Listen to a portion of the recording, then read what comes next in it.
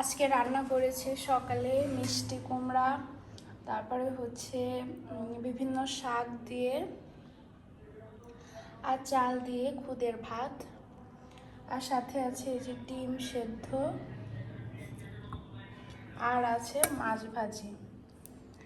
এগুলোই ছিল আর কি খুদের ভাতের সঙ্গে খাওয়ার জন্য। আর এই খুদের ভাতটা খেতে অনেক বেশি মজা। এখানে বিভিন্ন রকম শীতকালীন সিজনাল সবজি দিয়ে রান্না করে খেতে পারেন এই খুদের ভাতটা। এটা পোলোয়া চালের খুদের চালও হয়, আবার একটা নর্মাল ভাতের চালের খুদের চাল দিয়ে রান্না করলেও মজা হয়। তো আমি আজকে রান্না করেছি নাজির শালের যে খুদের চাল সেটা দিয়ে। আর এটা ডিম সেদ্ধ, মাছ ভাজা কিংবা শাক ভর্তা, ভাজি এগুলো দিয়ে খেতে অনেক বেশি মজা লাগে।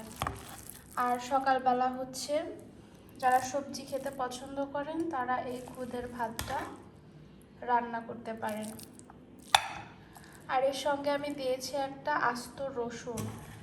আস্ত রসুনও খাওয়া অনেক ভালো, মাংসের সঙ্গেও খেয়ে থাকি আমরা, আবার এভাবে যদি দিয়ে খান সেটাও অনেক বেশি মজা লাগবে। তো এই যে একটা ডিম সেদ্ধ দিয়ে দিব, আর সাথে দিয়ে দেব কিছু মাছ ভাজা। এই তো একটা কমপ্লিট আর কি সকালের নাস্তা।